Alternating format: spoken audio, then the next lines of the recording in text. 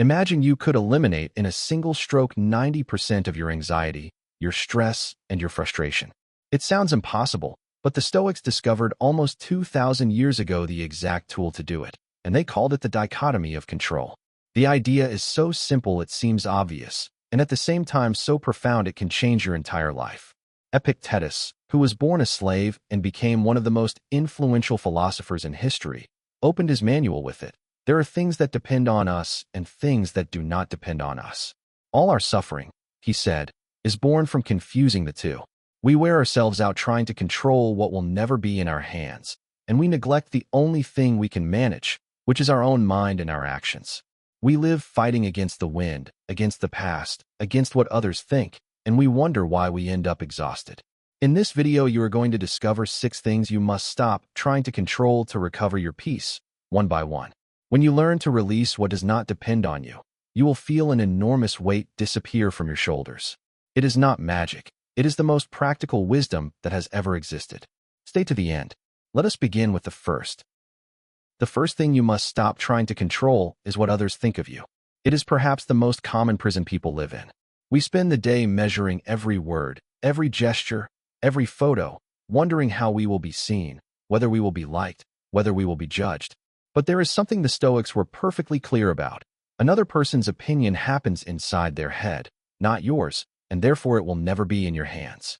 You can be the kindest and most honest human being in the world, and there will still be those who speak badly of you. Epictetus said it bluntly: if you want to improve, be content to appear foolish or ignorant in the eyes of others regarding external things. In other words, stop performing for the crowd. When you understand that you cannot control what others think, an immense weight falls from your shoulders. You stop living for the applause and start living by your own values. It does not mean you become cold or that nothing matters. It means you stop handing your peace to judges who do not even truly know you. Your job is to act well, not to control how it is interpreted. Let that go, and you will be free of one of the heaviest chains there is. The second thing you must stop trying to control is the past. How many hours of your life have you spent reliving something that already happened, going over and over what you said, what you did wrong, what you should have chosen? The past has a hypnotic power. It traps us because it seems that, if we think about it enough, we could change it. But we cannot. It is the most immovable thing in the universe. Not all the regret in the world will move a single second of what already was. The Stoics understood that clinging to the past is to suffer twice, once when it happened, and again every time you relive it. Seneca said that life is divided into 3 times: what was, what is, and what will be, and that only the present is in our hands. The past no longer belongs to you. It is only useful as a teacher, not as a prison. Take the lesson and release the rest. That does not mean forgetting or pretending it did not hurt. It means ceasing to scratch a wound that only heals when you stop touching it. Every minute you spend in yesterday is a minute you steal from the only place where you can act, which is now.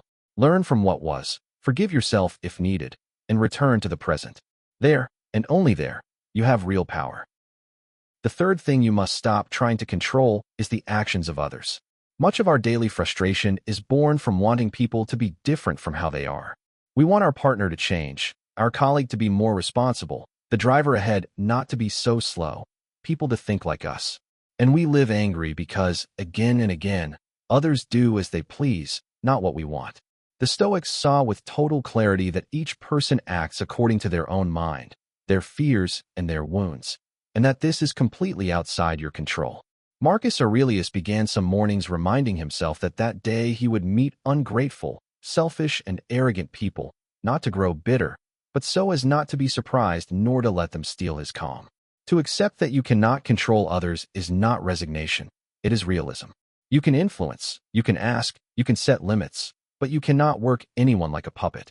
The only thing you truly control is how you respond to what others do. There lies your power, not in changing them.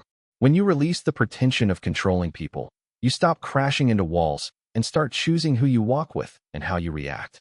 That is freedom and also peace. The fourth thing you must stop trying to control is the final outcome of things.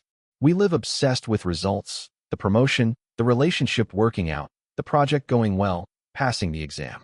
And we pour all our peace into something that, however hard we try, never depends entirely on us.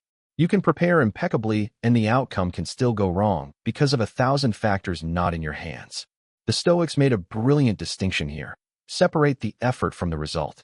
The effort is yours. The result belongs to fate. Your task is to give your best, to act with all your ability, and then let go. The archer, they said, controls how he draws the bow and how he aims, but once the arrow leaves, the wind no longer belongs to him. If you place your happiness in the outcome, you will live in constant anxiety, because you will never have that guarantee. But if you place it in doing your part well, then you have already won at the moment of acting, whatever happens afterward. This does not make you complacent. On the contrary, it frees you to strive without fear, because you no longer play in terror of losing. Take your best shot, and let the wind do the rest. That is the serenity of one who acts without clinging. The fifth thing you must stop trying to control is the passing of time and what happens to your body. We age, we tire, we fall ill, and however much we deny it, none of that is entirely in our hands.